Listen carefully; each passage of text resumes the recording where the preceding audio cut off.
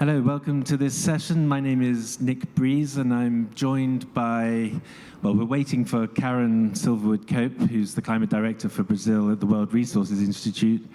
We've got Dr. Heiko Balzer, who's Principal Land Use for Net Zero, Nature and People at Lund's Hub, and at the University of Leicester in the UK, and Dr. Sean Fitzgerald, the Director for the Centre for Climate Repair at the University of Cambridge in the UK. Forests, land use and agriculture account for about 20% of global emissions. More than emissions, they underscore the fabric of biodiversity, food systems, and a wide range of complex interactions, constantly interacting with the biosphere. Last year at COP29, 144 countries signed up to the Emirates Declaration on Land Use and Agriculture, signaling a decisive move towards changing how we manage and interact with these complex land-based systems to work with nature rather than against it. The two speakers that are here now, Sean and Heiko, will look at the technical approaches that are critical in understanding how we are able to understand peatland sinks without them flipping to become rich sources of carbon, adding to global warming. Dr. Heiko Balzer will also provide insights into how rich data landscapes can provide a digital twin that, when coupled with machine learning, can inform decisions around resilience, pushing the threshold of viability in a range of climate-vulnerable settings. As much as the focus here is about agenda setting for COP30 in Brazil, we will hopefully hear from Karen about the severe challenges facing the Amazon region, a vital component of the living Earth system. The research published in Nature Journal has shown is vulnerable to die off by 2050. The implications for this would affect everybody around the world. Karen will hopefully quantify the challenges and give us an idea of what needs to be achieved within the timeline science tells us we have in which to operate. So I'll pass over to Heiko first. Thank you very much. Can we have the slides up on screen, please? They're not set up. That's fine. I'll talk. So first of all, together with Professor Leanne Sutherland from the James Hutton Institute in the UK, I'm co-leading the Land Use for Net Zero, Nature and People Hub in the UK. And the hub has the mission to accelerate the transition of land use and agriculture in the UK towards net zero. So it's a really important function, and it's a new way of working. Sean, who's also on the panel, is also a member of the hub, and we work together on delivering the vision. It is a new way of working between the UK research community and the UK government and the devolved administrations in order to achieve the legal target of net zero carbon emissions, greenhouse gas emissions, by 2050, that is enshrined in law in the UK, and the 81% net emission reduction announced by Prime Minister Sir Keir Starmer at COP29 earlier this week by 2035. We do this in several innovative ways. First of all, by providing an agile policy center where we are responding from the research community with rapid access to evidence that informs policy development in government departments much, much quicker and in a more timely fashion than was ever the case before. And that is really making a step change in how we can bring our research expertise into the policy process. So it's a model I recommend for you to look at. If you're from a national delegation, please pass that on and have a look at our website, landshub.com. The second mechanism is by engaging with a wide range of stakeholders from non-governmental organizations, from the private and public sectors through a series of big tent events to build a strong coalition that drives forward the net zero agenda. We had the first big tent event just now in Edinburgh in September, and that was a real success. We had lots of people from the devolved governments in Scotland, Wales, Northern Ireland, and also from the central government in the UK. And we work together with non-governmental stakeholders and others as well. Now, while I do not speak on behalf of UK government, I think it is fair to say that the government in the UK recognizes the role that agriculture and forestry and other land use play in the emissions of greenhouse gases, and that we have to mitigate those emissions in order to bring the UK towards net zero by 2050. Emissions from land uses other than agriculture have actually fallen by 92% already since 1990. So there's been a lot of progress made according to the official greenhouse gas account. However, the contribution from agriculture remains stubbornly high and has only declined by 12% to a level of 48 million tons per year carbon dioxide equivalent according to the preliminary statistics for 2023. The Department for Environment, Food and Rural Affairs, DEFRA in the UK, is implementing a series of new environmental land management policies in order to accelerate the transition of agriculture and other land uses to net zero. And these include a variety of new policy instruments. For example, in Northern Ireland, the Northern Ireland administration has recently launched a new beef carbon reduction scheme that aims to slaughter animals at a younger age to reduce the overall greenhouse gas emissions from producing 1 kilogram of beef. There is a similar policy, the peatland code, which applies to peatlands, which Sean might elaborate on in his talk. And I wanted to just draw on, before I pass on the microphone, the role that digital technologies can play in accelerating the net zero transition. In my team, we are working on the development of digital twin technology. Digital twin is a digital live copy of an environmental system that updates itself based on continuous data streams and models that are running in the background. It is empowered by artificial intelligence and machine learning models, and it provides rapid access to information to decision makers at a point in time when it can still inform the decision-making process. And these technologies can really make a step change in our ability to take better decisions towards the net zero transition. We are trialing that for ruminant farming, for beef and dairy production in the UK, and we are trialing the same for drained peatlands and cultivated drained peatlands in particular, where there are different crop types being grown. And we cannot take them out of production entirely because the food security in the UK depends to a large degree on those areas. They're the most productive agricultural land, but they also release a lot of carbon dioxide. So I will leave it at that. Thank you very much for your attention. Thank you, Heiko. We're going to go straight to Sean, who's also working on processes. Hello. As Heiko mentioned, I'm also involved with the Land Use for Net Zero Hub. And the Land Use for Net Zero Hub is a national scheme, so looking at actually all of our uses of land. And I'm also part of something called the Centre for Landscape Regeneration at the University of Cambridge. And in my capacity as Director of Research for Cambridge Zero, I work with that group as well. The Centre for Landscape Regeneration at the University of Cambridge looks at a subset of the landscapes that are of interest nationally, and we've got 3 of them. One of them is lowland peat, one of them is in the Cairngorms, which is in Scotland, and then one of them is in Cumbria. Now, the one that I'm going to talk about is the role of lowland peat.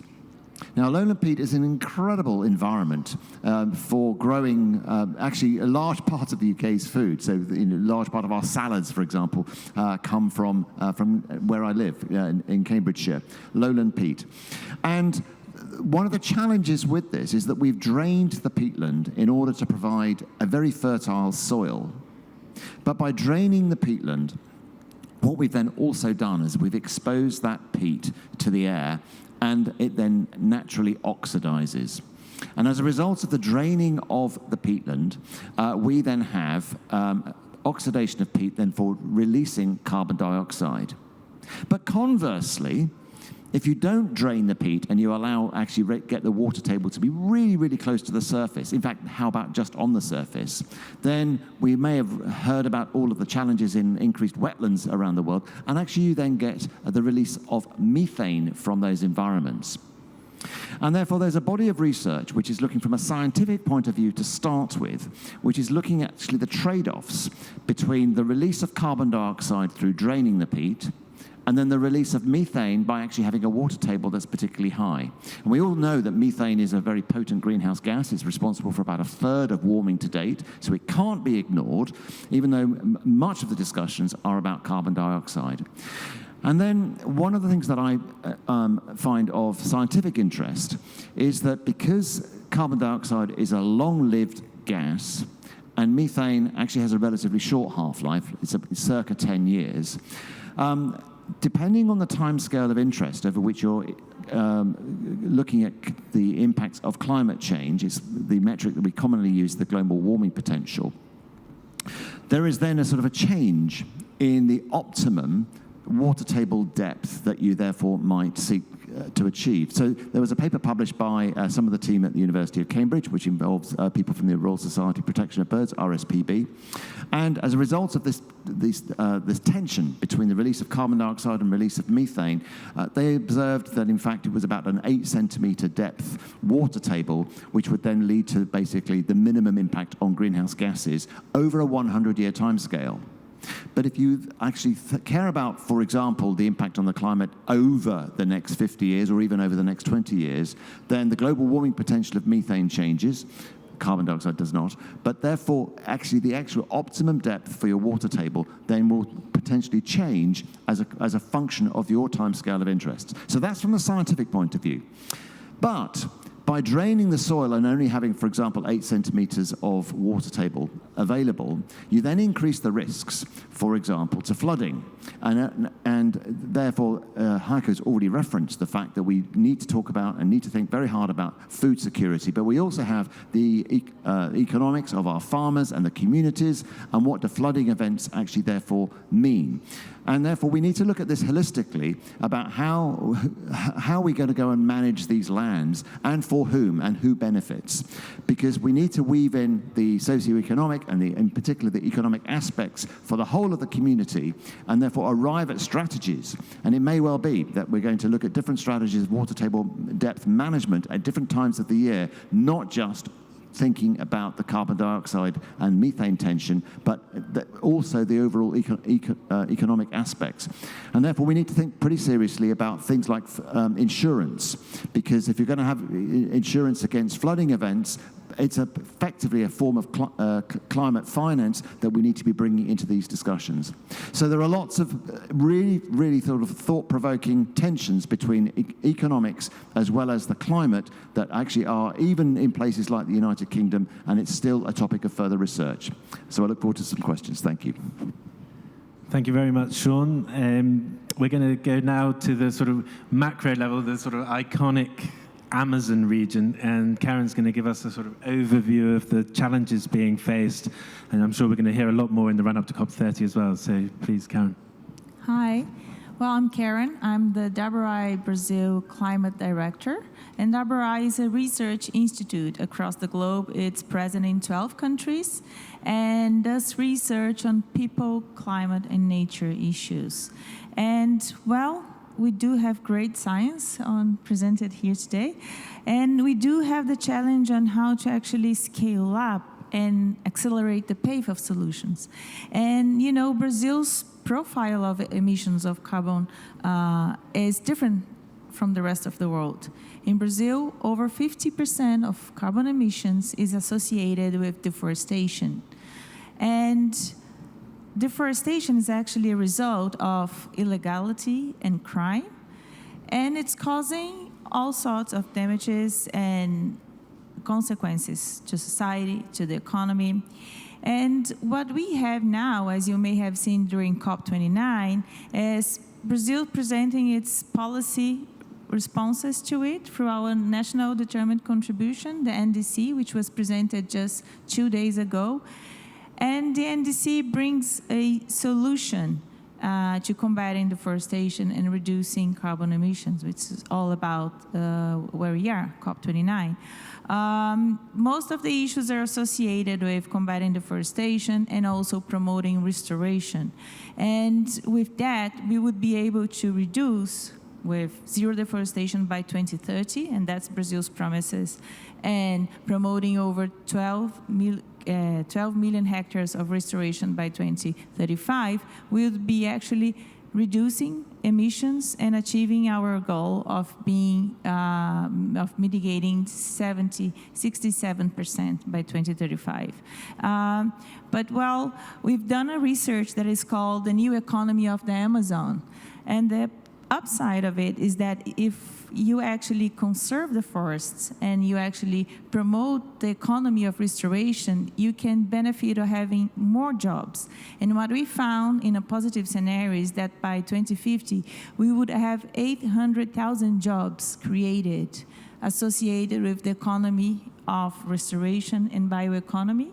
And we would be actually adding a GDP of $8 billion per year out of a positive forest-related economy. So there are net economic benefits of conserving the forests. And of course, there's need to access means of implementation to make that transformation from where we are now, which means deforestation, to a place where around 2035 and 2050 we actually curb deforestation as much as we need. And we are in a COP that is discussing basically financing mechanisms, financing goals, and that puts a lot of the salvation of the Amazon in the hands of the world, meaning that it is a matter of financing from flows from all those sources to combating deforestation and promoting restoration. So we are hopeful that with the finance deal, we will be able to finance those policies that are in place to respond to that threat that is ongoing on the Amazon. And I think a lot of other policies from other countries should also be put in place to respond to that.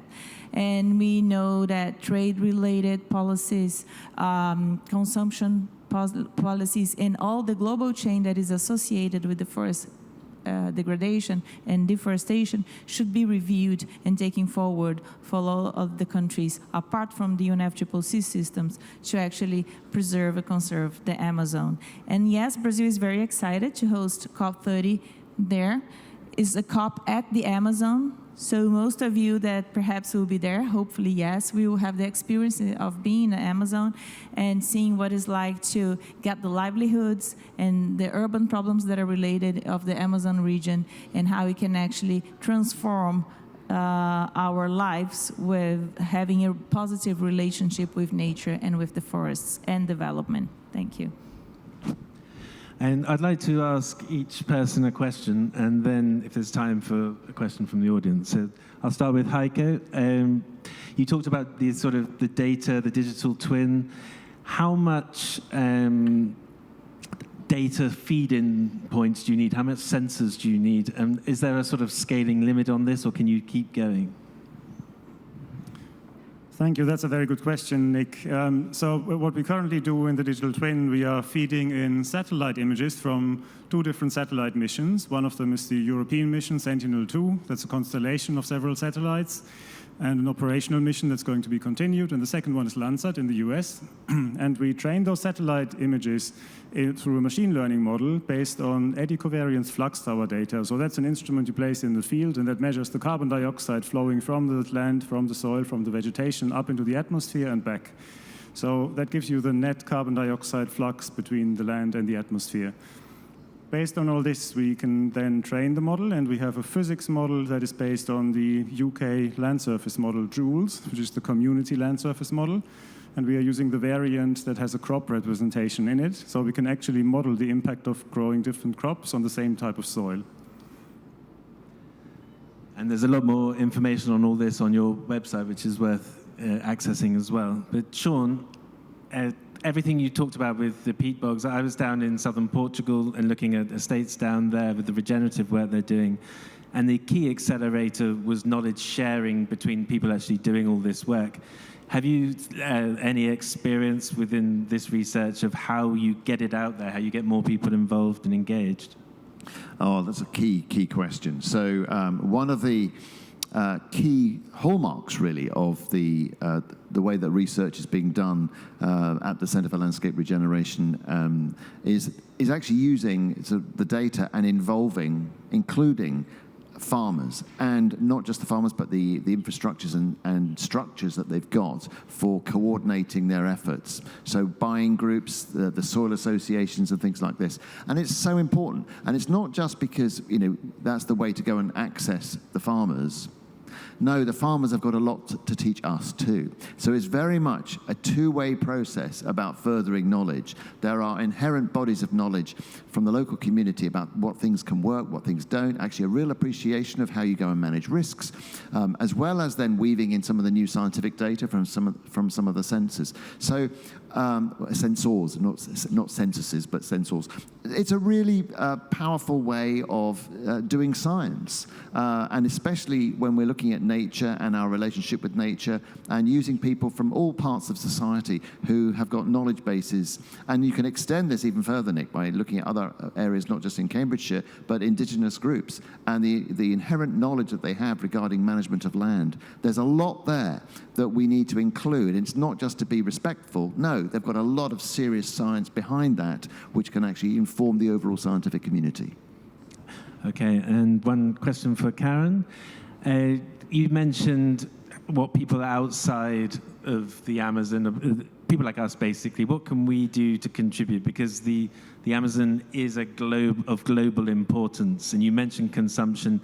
Can you sort of flesh that out a bit, and what do you mean by it? Yeah, well, it's not Brazil that deforests the Amazon. It's all of us in all that we consume. It's in the woods, it's in what we eat. What's causing deforestation is agriculture and cattle and mining. So basically, it's all that we create as habits and consumption and what goes into the global chains and trade. So that's why it's very much related to what we decide as consumers, wherever you are, or as countries on our trade relations. So I think it's a matter of having responsible behavior in our consumptions. But that's, of course, not only enough.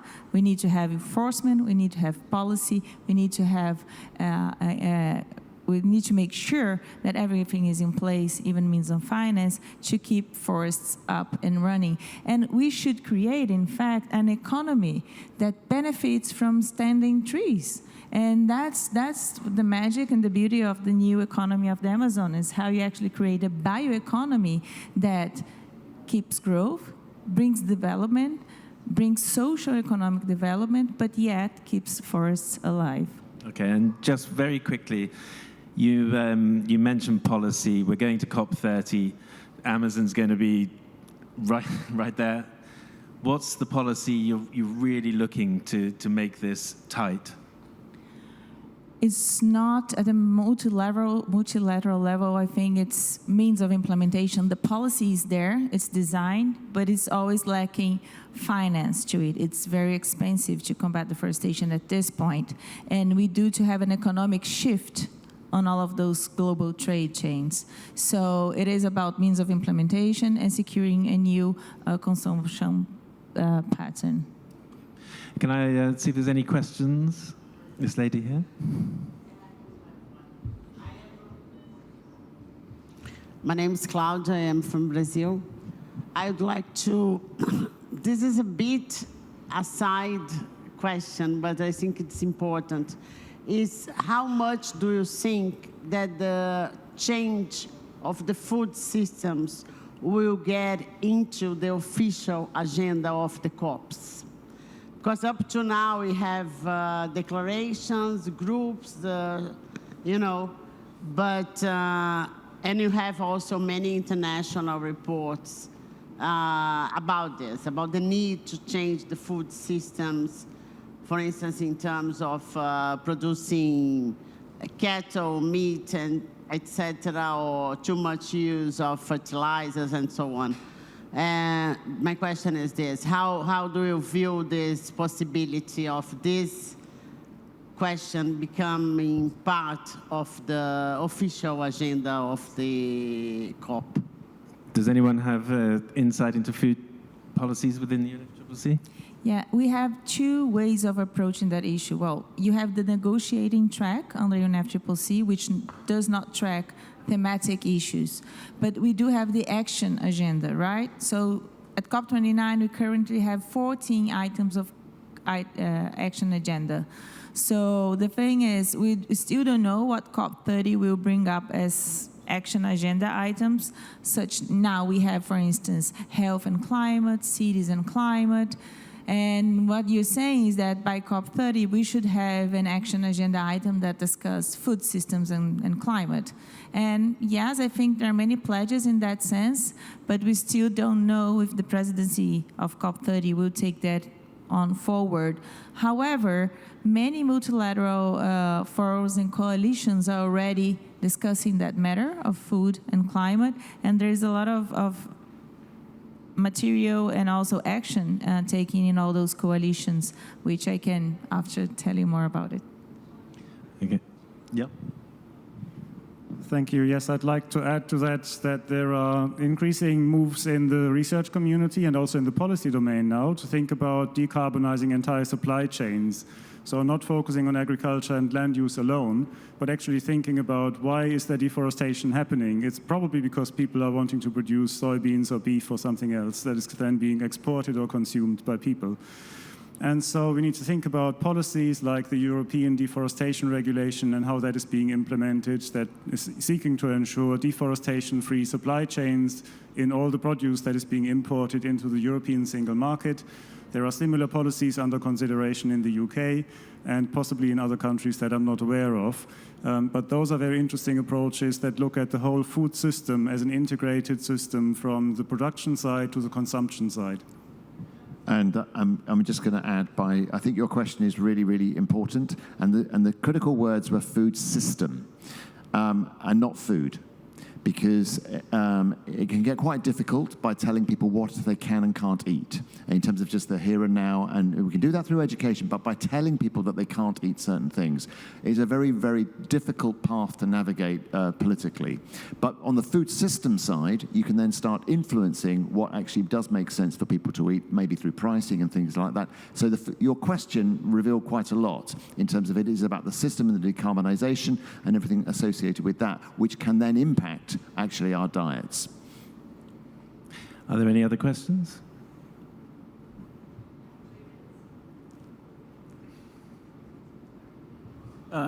Very quick question. Actually, I just wanted to be on TV. Tell us about how close you think we are to tipping points of the Amazon. And if it does tip over and we lose all the forest, we're going to get grasslands and savanna growing there and no longer forests.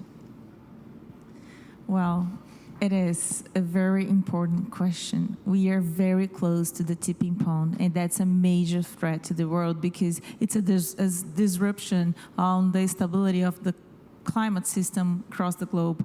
And what is happening when I say tipping point is actually that the tropical forest is becoming a savanna. So it's getting so degraded and so fragmented where you have pieces of forest remains amongst loads of big areas of degraded lands that actually is losing its capability of restoring itself and growing secondary vegetation.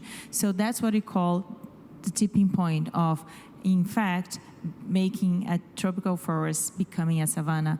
And it's getting more likely every day.